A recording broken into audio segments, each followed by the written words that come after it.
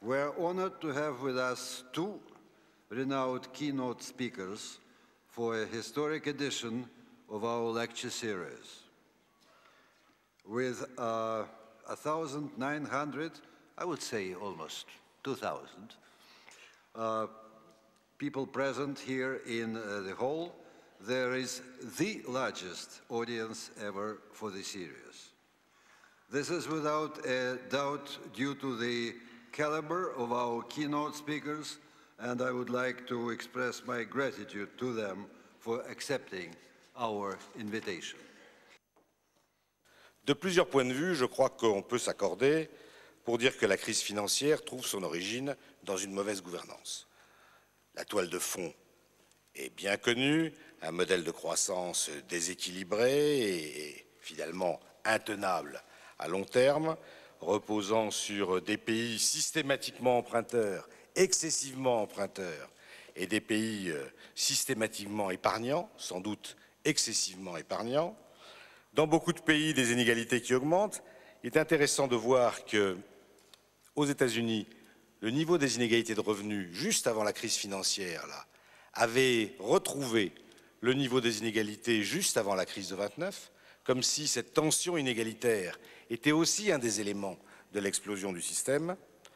Et finalement, la crise a fait voler en éclats cette illusion de stabilité. Et pratiquement, du jour au lendemain, nous sommes passés de cette période que certains avaient qualifiée de grande modération vers une nouvelle période qui a été celle de la grande récession.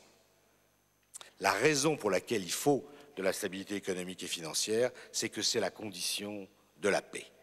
La communauté internationale doit choisir. Ce n'est pas un choix à faire dans les jours qui viennent, mais c'est un choix à faire dans les semaines, tout au plus dans les mois qui viennent. Ou bien, cette communauté internationale veut œuvrer pour mettre en place un nouveau modèle de croissance, pour un monde nouveau, différent du modèle de croissance qu'on avait avant la crise et qui a montré ses limites. Ou bien la communauté internationale choisit l'immobilisme, le repli sur des positions nationales, sur des solutions nationales, et au bout du compte, prend le risque d'années d'instabilité économique, créant ainsi le terreau pour une nouvelle crise. Mais si le choix est fait, et dans les discours, c'est celui que chacun fait, si le choix est fait d'un nouveau modèle de croissance, alors il impose un nouveau modèle de gouvernance, c'est-à-dire alors il impose de reconnaître que, certes, les entreprises sont devenues, pour certaines d'entre elles, à la taille de la planète, il faut que l'expression publique, la force de la démocratie, la traduction de la volonté des peuples puisse se faire aussi à l'échelle de la planète, et c'est bien à ce moment-là de gouvernance économique et financière mondiale dont nous avons besoin. Et c'est la mission d'institutions comme celle que j'ai l'honneur de diriger, d'essayer d'y contribuer. C'est sans doute le travail de l'année qui vient. Merci.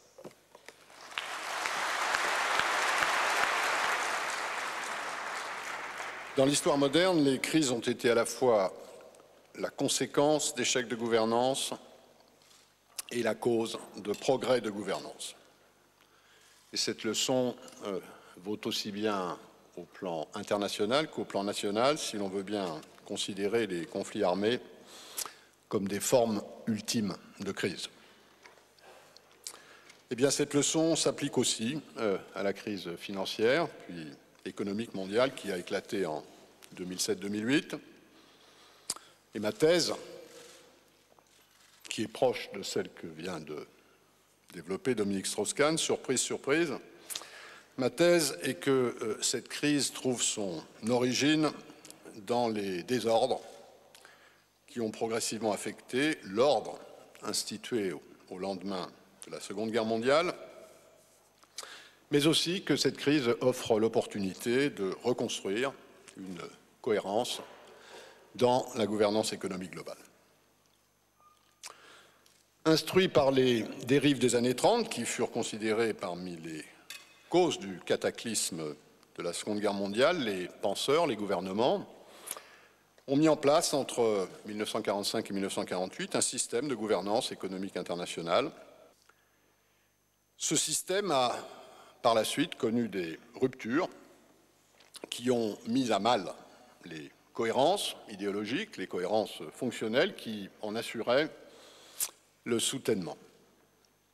Ces dérives sont intervenues alors même que le moteur de la technologie entraînerait progressivement une interdépendance sans cesse plus étroite qui eut, au contraire, nécessité un renforcement de la gouvernance internationale pour mieux encadrer les forces des marchés.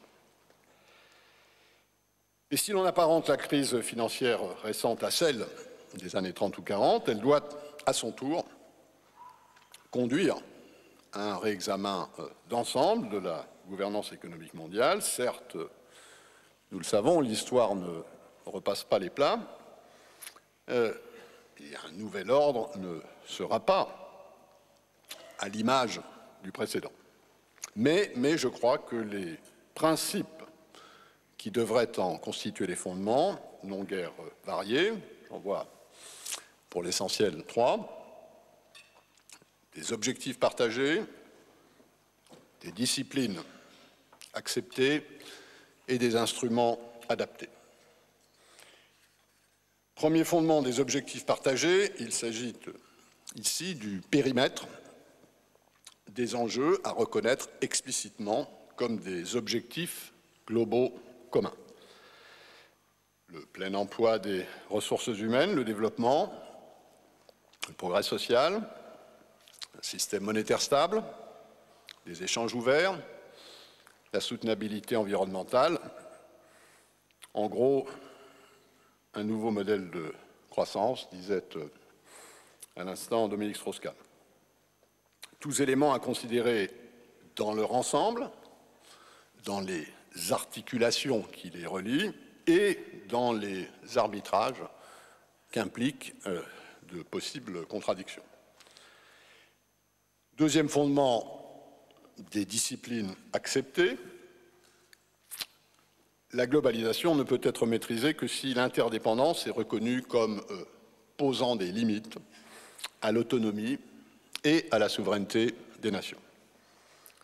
Si le niveau de contrainte collective doit être établi au minimum en fonction du bon vieux principe de subsidiarité, ce minimum n'est plus celui d'antan, celui du monde westphalien.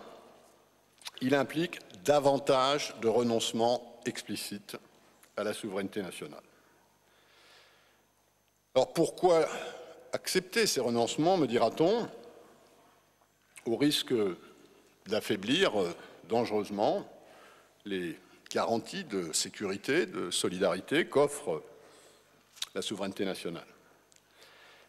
Eh bien, tout simplement parce que ces garanties indispensables sont devenues illusoires et parce qu'elles sont désormais mieux assurées par le partage de la souveraineté. Troisième fondement, des instruments adaptés de nature à produire de la gouvernance dans des conditions de transparence, de légitimité, de cohérence, d'efficacité, qui ne peuvent être la simple réplique des instruments de gouvernance nationaux, à supposer que ces derniers constituent une référence satisfaisante. L'expérience montre que c'est la réunion de ces trois composantes de la gouvernance qui en fait la solidité. Des objectifs, des disciplines, des instruments. J'en veux pour preuve le système de l'Organisation mondiale du commerce, perfectible, certes, et ô combien, mais il n'y a plus de guerre commerciale.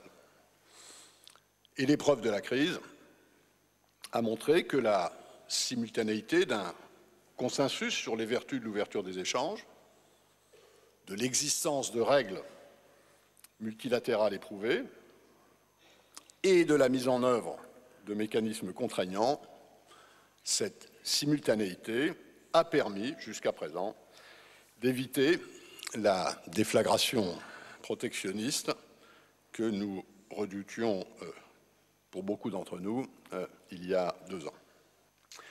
La gouvernance globale dont nous avons besoin ne peut être déracinée de la gouvernance locale. Il n'y a pas de raccourci vers la cohérence globale qui passerait d'abord par nos institutions internationales, trop souvent perçues comme des lointaines ou obscures par les citoyens, même si nos institutions sont conduites par leur gouvernement.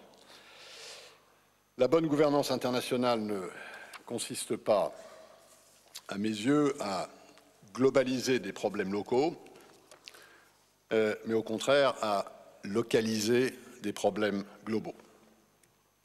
C'est à mon sens le prix à payer pour la légitimité qui doit asseoir tout pouvoir, d'où l'intérêt de débats comme celui qui nous réunit aujourd'hui. Merci pour votre attention.